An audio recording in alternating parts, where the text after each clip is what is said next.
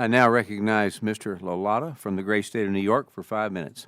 Thanks, Chairman, and good afternoon, everybody. I represent the 1st District of New York, and New York State has the dubious distinction of having the highest taxes in the nation. At 12.47%, New York's average income, sales, and property taxes are almost twice as what Florida's are, and is the catalyst for so many New Yorkers leaving 4 states like Florida.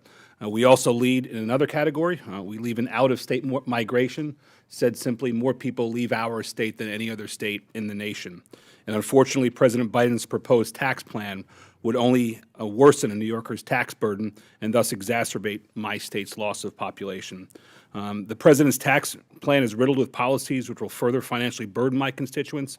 In fact, according to the Tax Policy Center's 2022 to 2032 analysis, the average New Yorker's tax burden will increase by about $17,000.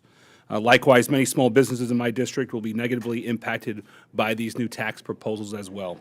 These taxes are especially harmful as they will target the taxpayers' assets and not their income. I'm also concerned about the tax penalty on research and development. My district is home to the Brookhaven National Laboratory and the Stony Brook Neuroscience Institute, to name a few. These entities and small businesses which support them depend on the ability to expense their research and development costs. I am tired of Washington treating places like Long Island like a piggy bank. I have only been on the job for a few months here, but some folks in this town are competing with the folks in my state's capital for taking my constituents' money.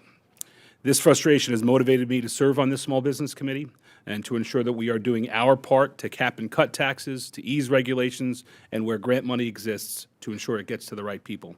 My first question is for Mr. Boehning. Sir, in your testimony, you laid out the grim but realistic future for family businesses if the stepped-up basis provision is removed. Like Texas, many of the small businesses where I'm from on Long Island are land-rich and cash-poor. If more families have to sell their companies to the highest bidder, how would this affect the local communities, in your opinion, sir? Well, I think it would just, for one thing, it would accelerate ag land turning into something else. I mean, we all love our shopping malls and our strip centers and those type of things, but agriculture is still very important in this country. And when those things would happen, if farmers and ranchers are forced to sell, many times they're not going to sell to another farmer or rancher because I've just discussed what land values have done. So, progress is great, and, we're one of those states that are getting some of your folks as well from New York and other places. But it will definitely accelerate the loss of agricultural land. Yeah, the agriculture issue is not as big of a one, though it is in the east end of my district.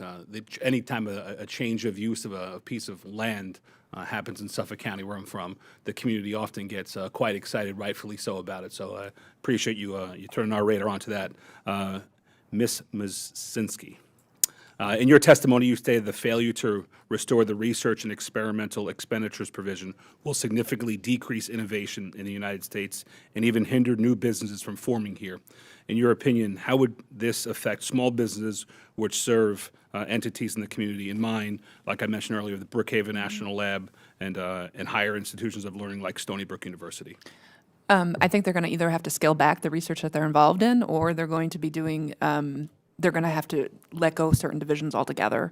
So currently, it's just not palpable for them to keep paying these taxes related to R&E capitalization, especially when previously they were used to having zero taxes. In a normal grant life, if you were given a grant and you're told you have to spend all the grant money on certain expenditures, then the grant's income and all the expenditures are expenses, and it's zero taxable income.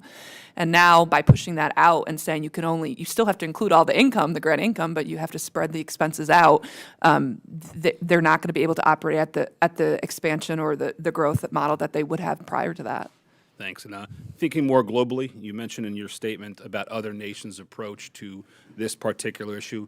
How would you rate the president's proposal compared to some of our strategic competitors, like China, with respect to R&D?